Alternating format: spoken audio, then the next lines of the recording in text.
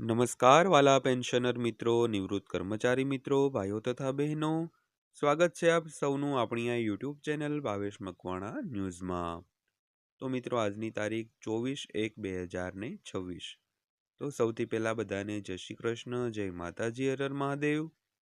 તો આજના પહેલા વિડીયોની અંદર આપણે વાત કરવાના છીએ પેન્શનરો અને નિવૃત્ત કર્મચારીઓ માટે એક મોટા સમાચાર આવ્યા છે તેના વિશે.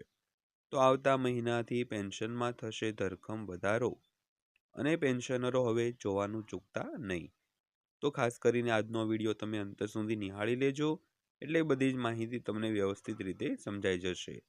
અને વિડીયો શરૂ કરતા પહેલાં એક નાનકડી એવી વિનંતી છે કે હજી સુધી જો આપણી આ ચેનલ તમે સબસ્ક્રાઈબ ન કરી હોય તો ડેઈલી આવી જ અપડેટો મેળવવા માટે આપણી આ યુટ્યુબ ચેનલ અત્યારે જ સબસ્ક્રાઈબ કરી લેજો મિત્રો.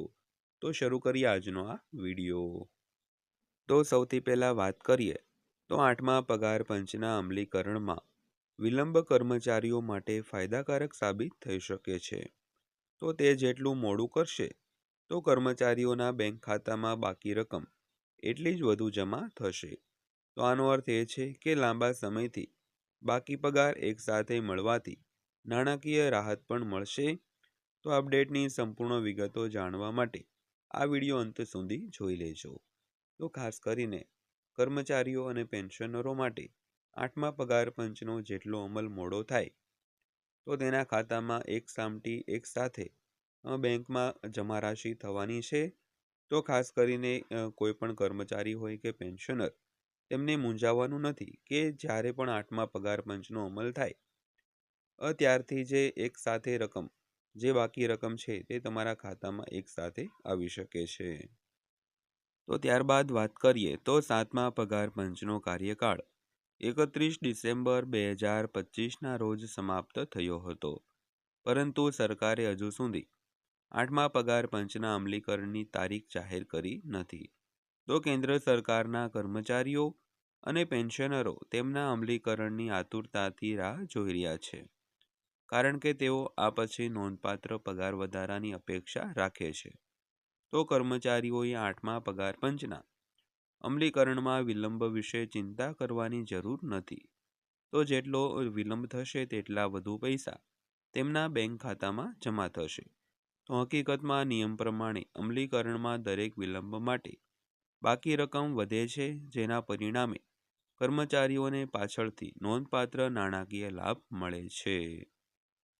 ત્યારબાદ વાત કરીએ તો બાકી રકમ વધશે. સામાન્ય રીતે દર 10 વર્ષે એક નવું પગાર પંચ લાગુ કરવામાં આવે છે. તો સરકારે જૂન 2016માં 7મા પગાર પંચને મંજૂરી આપી હતી, પરંતુ તેને 1 જાન્યુઆરી 2016થી લાગુ કરવાનું માનવામાં આવ્યું હતું. તેવી જ રીતે એવું માનવામાં આવે છે કે જ્યારે પણ મોદી સરકાર 8મા પગાર પંચને મંજૂરી આપશે ત્યારે તેને 1 જાન્યુઆરી 2026થી લાગુ કરવાનું માનવામાં આવશે. તો આનો અર્થ એ છે કે જેટલું મોડું લાગુ થશે, કર્મચારીઓને તેટલું જ વધુ બાકી પગાર છે તે મળશે મિત્રો. ત્યારબાદ જોઈએ તો વધેલો પગાર 1 જાન્યુઆરી 2026થી અમલી માનવામાં આવશે. ધારો કે કેન્દ્ર સરકારના કર્મચારીઓના પગારમાં 10,000 રૂપિયાનો વધારો થવાનો છે. તો જો 8મું પગાર પંચ 1 જાન્યુઆરી 2026થી અમલી માનવામાં આવે તો તે ચૂકવણી મે 2027થી શરૂ થાય. તો કર્મચારીઓને છેલ્લા 15 મહિનાના બાકી રકમ તરીકે 1.5 લાખ રૂપિયા મળશે. તો આનો અર્થ એ છે કે કર્મચારીઓના પૈસા ખોવાઈ રહ્યા નથી, તેના બદલે તે બિગી બેંકમાં જમા થઈ રહ્યા છે અને પછીથી તેમને પરત કરવામાં આવી રહ્યા છે મિત્રો. ત્યારબાદ વાત કરીએ તો ચૂકવણીમાં 15થી 18 મહિના લાગશે.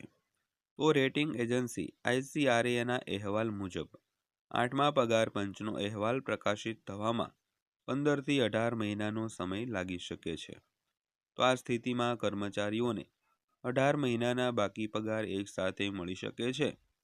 તો આ કર્મચારીઓ માટે રાહત હશે, પરંતુ તે એક જ નાણાકીય વર્ષમાં સરકાર પર નોંધપાત્ર દબાણ પણ લાવી શકે છે. તો ICRAનો અંદાજ એ છે કે નાણાકીય વર્ષ 2028માં પગાર ખર્ચ 40થી 50% વધી શકે છે મિત્રો. તો 7મા પગાર પંચ દરમિયાન કર્મચારીઓને ફક્ત 6 મહિનાનું એરિયર મળતું હતું, છતાં એક વર્ષમાં પગાર ખર્ચમાં 20%થી વધુનો વધારો થયો હતો.